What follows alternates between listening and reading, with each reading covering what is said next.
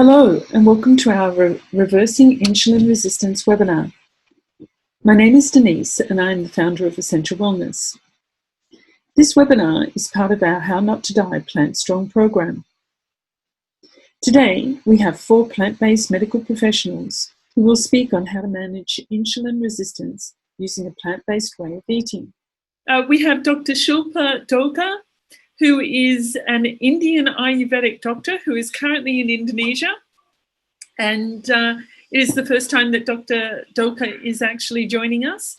And she's going to give us an introduction to how Ayurvedic medicine combines with plant-based lifestyle changes, good lifestyle changes, and the use of certain herbs and spices to and understanding when to eat and that in managing insulin resistance. So over to you, Dr. Dhoka. Shilpa.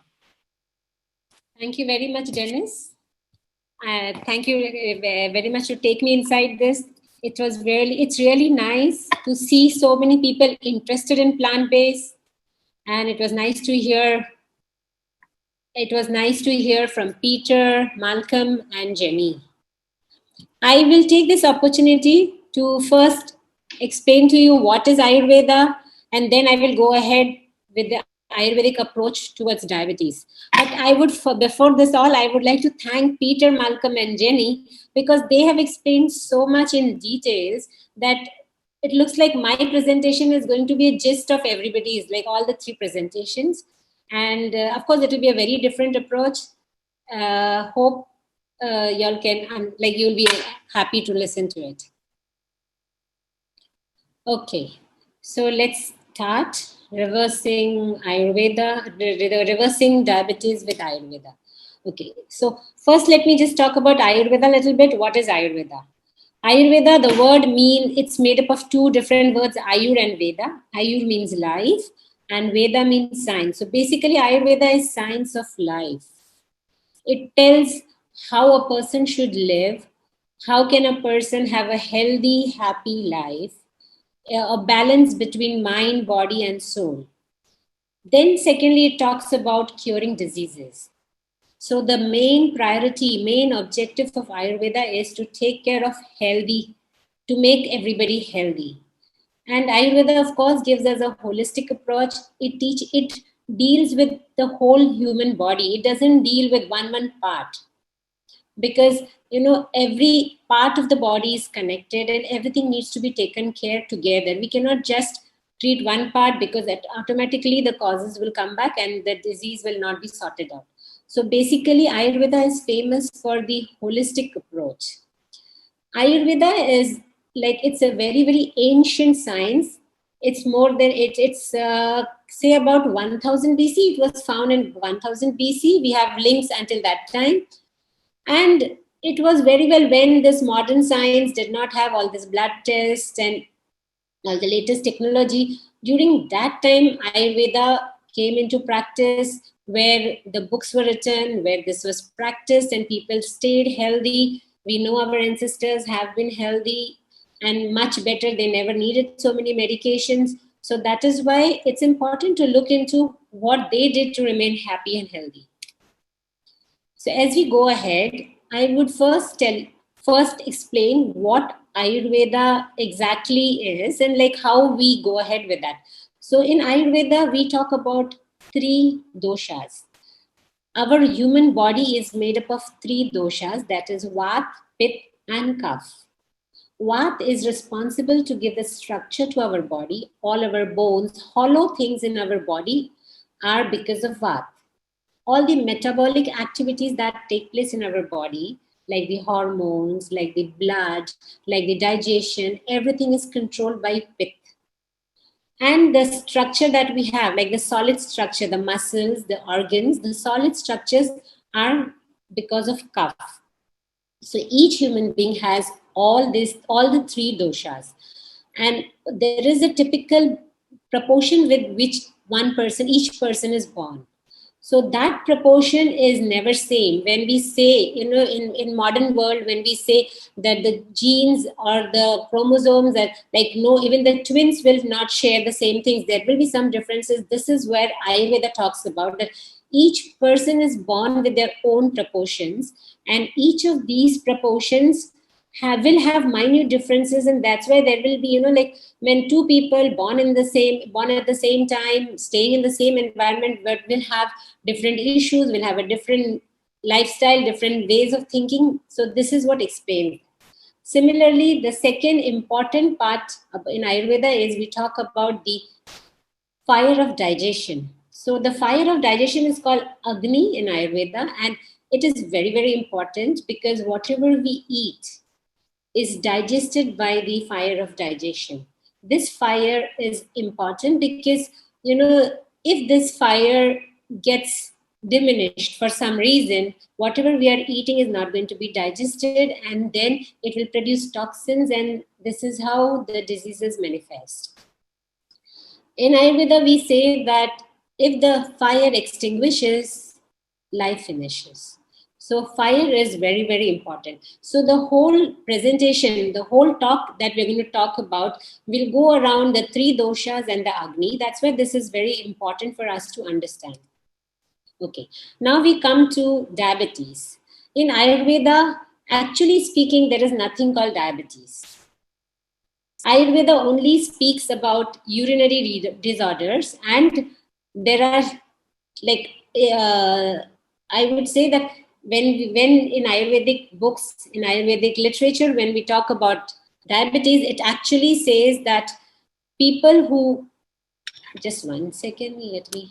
Okay, so people who have the symptoms, the olden days when there were no blood tests, no urine tests, so the symptoms how they could check for diabetes was urine tastes like honey. If you look at this, the urine was attracted by ants. This is how the olden doctors would check, oh, this person has some issue with the sugar, like with it, which is called diabetes now in the olden days. So in Ayurveda, we call it Madhumeha. Madhu is honey, and May is urine.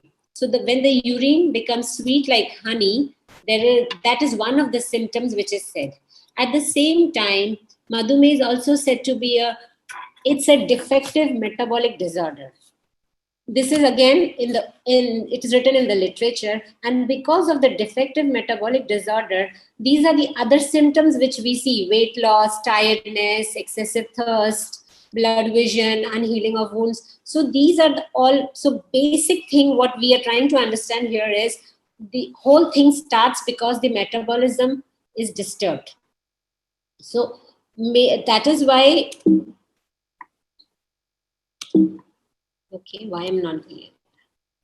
Okay, so basically now, why does the metabolism get disturbed? That is again a big question. So the most important thing, we are all running around, we are doing everything for food, right? But if the food is not right, if the diet is poor, we are so busy, we don't have time to cook. We just buy whatever we can. We are having a lunch meeting, so we would try to have some finger food, just pick up something, no time to cook, no time to see what is coming up. It's a lunch meeting, it has been ordered, there's a dinner meal gathering, so whatever is there, we just eat it. Not looking into what we are eating, we are just eating to fill up our stomach. That is one of the biggest cause. Sedimentary lifestyle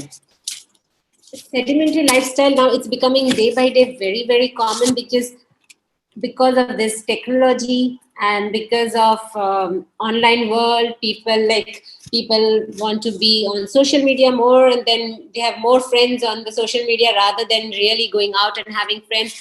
So that is why we see a high rise in the number of diabetes cases. This is what when Peter was explaining about the number of cases rising. Yeah, that exactly explains what is the reason. See, in our literature, excessive sleep has been very much emphasized.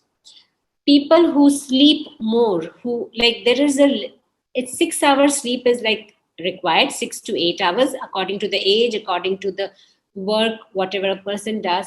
But people who sleep more than that have more chances, more tendency to have diabetes. Then comes emotional and mental stress. I don't think I need to talk about the emotional and the mental stress at present, what people are going through.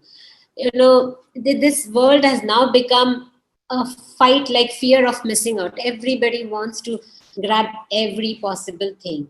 They are multitasking, taking up so much into their plate. They are chewing more than they can swallow. And that's indirectly leading to a lot of stress in the life. Chemical toxicity, yes, the food that we are eating or the air that we are breathing, there's so much of pollution everywhere around us, and this even the internet which we are using is also giving out radiation that is also giving toxicity. Of course, obesity is a very big reason for diabetes, and last but not the least, heredity. But Ayurveda doesn't count it heredity as a very big cause, but still it is there. Okay, now I will come directly to explain what pathogenesis does Ayurveda say about diabetes. So the causes that I spoke, like wrong food, wrong lifestyle, when these happen, the three doshas in the body get disturbed. Now, for diabetes, mainly the kapha dosha gets disturbed. Of course, the others also get disturbed. So there is a combination, but mostly the kapha dosha will be so these are the three doshas, Vata, Pitta, and Kapha. The kapha gets mostly imbalanced, and then the other ones combine in a smaller proportion, and they go out. And the fire is, because of the imbalance of the doshas, the fire gets disturbed. Sometimes the fire gets very strong and sometimes it diminishes. So if it diminishes, then there is a kapha type of diabetes. But if it becomes very strong, then there is a pitta type of diabetes. So there are different type of diabetes, but these produce a lot of fluid, extra fluid in the body. Extra fluid passes through the different systems in our body, like our circulatory system, our digestive system, the skeletal system. These are the different systems in Ayurveda. It passes through this, and it specially goes and affects the fatty system in our body. And because it blocks the fatty system in our body, the fat adiposes, it blocks that. So the person stops sweating.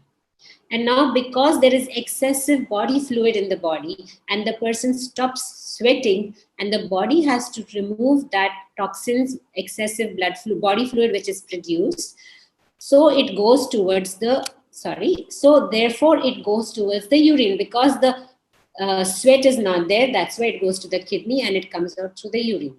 So that is why in Ayurveda, we call it more as a disease of urine rather than any other disease, because it is excreted through the urine. Now, in modern science, we hear there is type 1 diabetes and type 2 diabetes. In Ayurveda, we talk about two types of diabetes again, that is genetic and the acquired. The genetic is similar to the type 1 diabetes, where it can come through the hereditary, or for some reason the pancreas are having the issue. The acquired is 100% because of the lifestyle. Now, this acquired diabetes is said to be, in Ayurveda, we have 20 types of diabetes. Not one, not two, not three, it's 20 types of diabetes. And out of these 20 types of diabetes, 10 diabetes are mainly because of the kapha dosha. There are 6 diabetes which because of the pitta dosha, and 4 because of the vata dosha.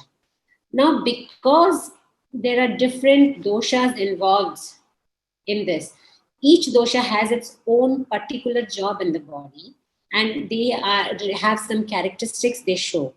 So the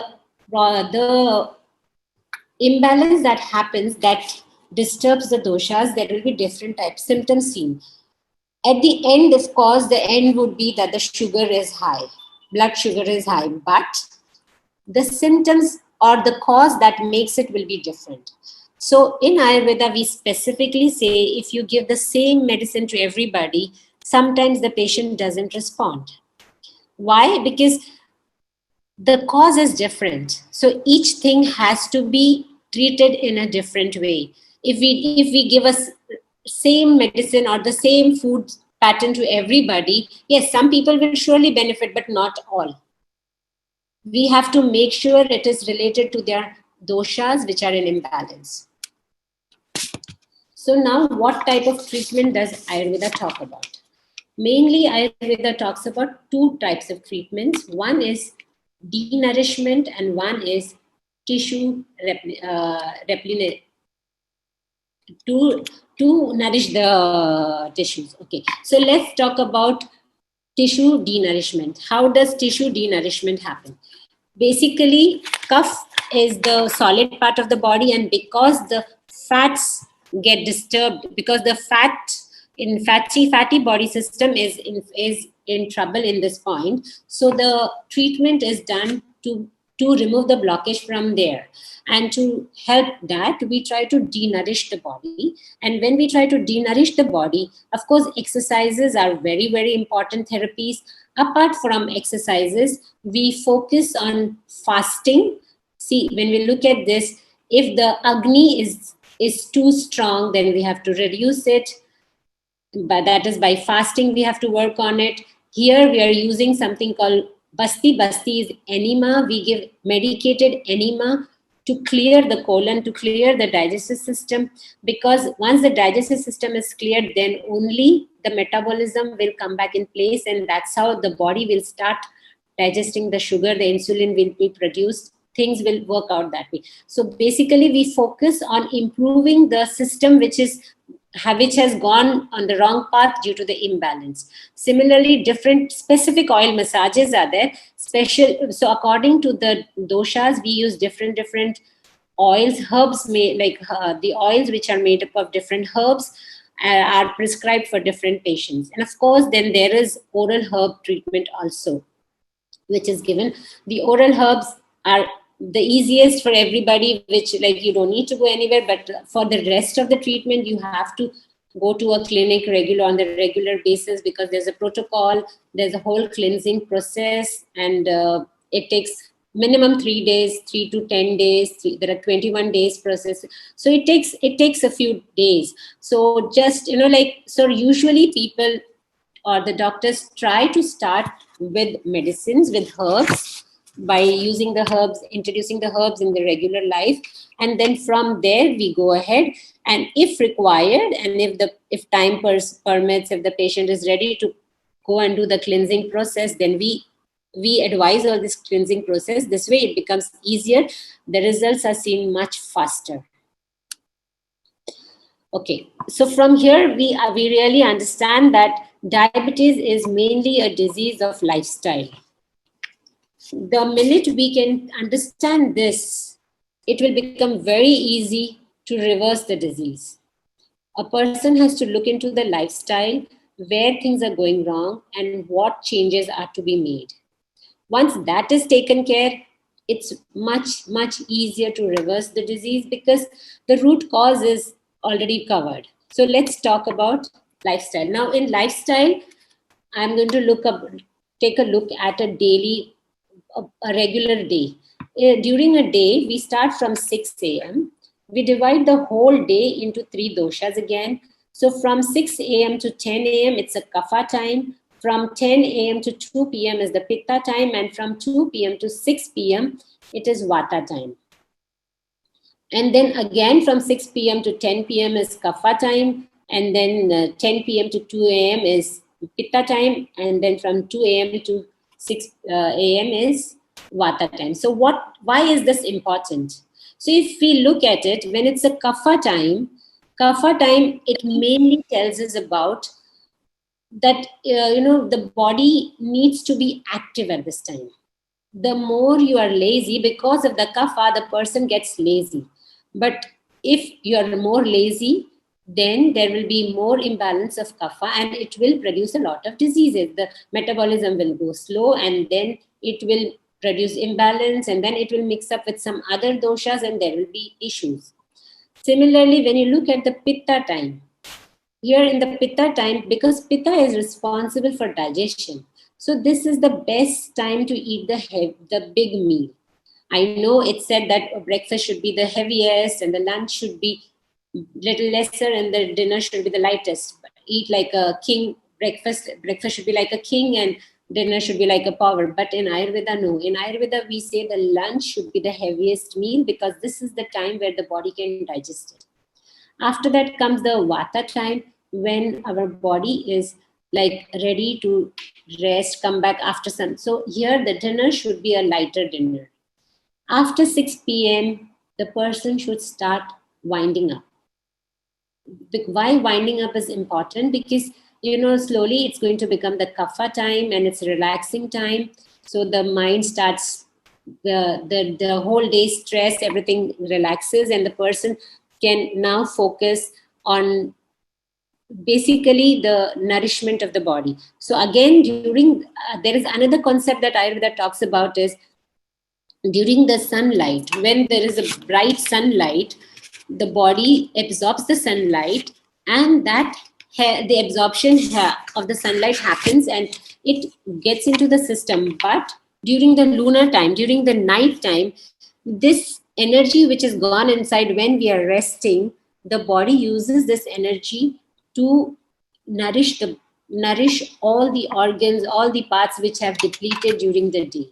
So, if we are working very hard and we have less time to sleep, because, if I've got some extra work to do, I will do it. I will stay awake later in the night and I will try to do it. Sometimes if I have to travel, I would say I will wake up early and I will travel.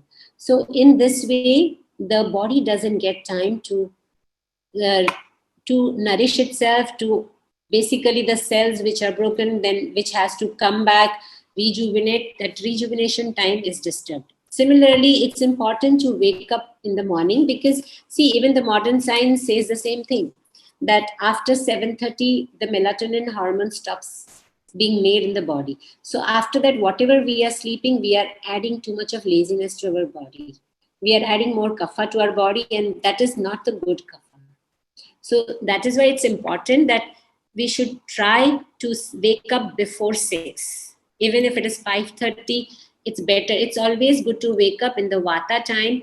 If you exercise during the Vata time, the body supports you. You find it easier to exercise. Many of us must have noticed that when we wake up early in the morning, we are very fresh during the day. On the other side, when we wake up a little late, yeah, day is okay, there's no problem.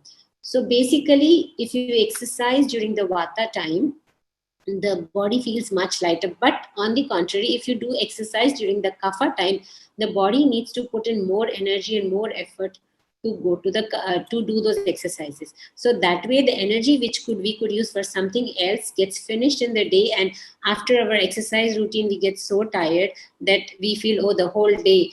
So even if the doctors are saying that, no, you have to exercise, you have to live an active life, the person complains, but doctor, I get so tired after exercising in the morning.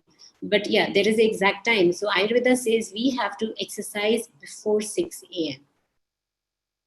Okay, let's go ahead. Again, similarly, when we talk about the seasons also play a very important role in Ayurveda. What happens if you look at this chart? Again, summer is Pitta dosha. During summer, the Pitta dosha is very high. And the Vata dosha is high mainly during the fall and a little bit half of the winter. And then Kapha is half of the winter and half of the spring. So now, because we say diabetes is a Kapha disease, it's very, very important that during the winter and the springtime, people who are prone to diabetes, whose sugar levels are borderline, or in the family they have diabetes issues and hereditary issues and they want to keep away from there, or people who are already suffering from diabetes, should make sure that they take care and they make sure that they make their life more active, so that they can, more kapha is not getting imbalanced. Because this is where things are, the environment makes us lazy, and then there is a lot of kapha accumulation, and which increases the sugar levels suddenly. And the patient comes and says, but I did not do anything different. Whatever I was doing last month, I am doing the same things this month. But it's very important to change your lifestyle with the season. Similarly, it's the food. We see people eat the same breakfast 12 months a day, 12 months a year. Every day the breakfast stays same because it's easy. just a toasted bread, take a peanut bread or whatever, just it's much easier, an egg, whatever, egg omelette or a sandwich, anything, it's or a salad, bowl of salad.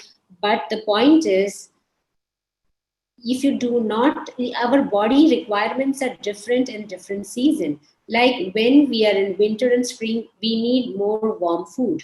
When we are in the summer season, because the pith is high, we need cooling food. And when we are in vata season during the fall, again we need moderately warmer food. So we have to change. We cannot just keep on eating salads and sandwiches throughout the year, and neither can we keep on eating soups throughout the year. So there's a right time to eat right food, and that right balance has to be understood. And also individual body has a different requirement. So this is what is spoken in Ayurveda very clearly, what is to be used. Like you wouldn't believe, there are specific oils for massages given. There are different oils for winter, different oils for spring, different oil for summer, different oil for fall. Why this is given? Because the body has different requirements. In winter, the body is more dry, it requires more oil. So if there's a thicker oil, we use castor oil in winters. But at the same time, in the summers, we can just use coconut oil. So there are different types of oils according to the different body type and different requirements. So here I've just given a small, like how a daily life should be. You should always include exercises. Exercises can be anything, whatever suits you. But in Ayurveda, we talk about Surya Namaskar. Anybody who can do sun salutation is very good, because this includes all the types of exercises. If a person can do 50 sun salutation every day, they don't need to go to the gym. It is muscle training. It is meditation. It includes everything. So sun salutation is very much recommended. Of course, a very good shower is very important. And in fact, Ayurveda says that shower helps us to improve our thinking. So I would rather say that if you want to make some decisions, please go and take a good shower and then go and do a specific meeting in the office. You will find a different results. Now, important is because as we spoke about, a lot of stress is a cause of diabetes. That is why meditation, spiritual, any spiritual prayers, spiritual things, reading spiritual things, or doing something is very important. Similarly, Ayurvedic massages are very relaxing, because that is how the stress will go out of the body, which is the very big cause nowadays. Family time is also de-stressing. And of course, balanced food. Food is the main thing that we all focus on food, but of course the lifestyle is very important. So we will talk about food as we go ahead. Now let's come to the food. So here, actually Jenny has spoken very much everything in detail. And I feel like she has spoken everything that Ayurveda says. So even though Jenny has made her presentation in her way, but it's exactly talking what Ayurveda says. And here, let's start with. The very first thing we talk about diabetic patients is there should be only 2 meals a day. And that also, the lunch should be between 10 to 2, and the dinner should be lighter, which can be like around 6 p.m. But it should be only 2 meals a day. Eat only when you're hungry. Do not eat because it's your lunchtime at office, or because you're going to watch a movie and you want to finish off your dinner, or you're expecting some guests. Please do not do that. Once in a way, those things are fine, but that should not become your lifestyle. Eat proper cooked food. Uncooked food, overcooked food, stale food are big reason for diabetes. So it's very important that the quality of cooked food is, eating raw food is perfectly fine, but when you're eating cooked food, it should be properly, freshly cooked food. Or if it is stored food, it should be properly cooked and stored and then eaten. So basically not just eating the food, keeping it in the fridge, reheating it. No, that is like, you remove it once, you reheat it and eat it, but don't keep on removing and putting it inside, which is not good, because that changes the quality of the food and it produces lots of toxins in the body. Ayurveda talks about 6 tastes: sweet, sour, salt, astringent, bitter, and pungent. Okay, these are the 6. So Ayurveda doesn't talk in terms of carbohydrates, proteins, minerals. We don't talk in that terms. We talk in terms of these 6 tastes. And we say that each person should have all these 6 tastes in their plate. So when we talk about a rainbow plate, Ayurveda talks about all the 6 tastes in our plate. And when we're talking about a diabetic patient, the taste that should be more is the astringent, pungent, and bitter. The sweet, sour, salty can be omitted, but mainly it should be astringent, pungent, and bitter. Because astringent, pungent, and bitter, they help us reduce the kapha, and which in turn will help to regulate the doshas, and then will help the agni to be fine, the fire of digestion to be fine, and then whatever toxins were produced, whatever blockages were produced, because of which the urine had an issue, will be sorted out. So basically, it is linked. So we have to make sure that our food has lot of astringent, pungent, and bitter taste. It's important to eat seasonal fruits and vegetables, because Ayurveda says that every season produces the right food which is required for that time. As I said, like suppose cinnamon, or in winters, I suggest my patients to have ginger balls, ginger with jaggery, or a ginger tea, because ginger gives you the warmth that you need.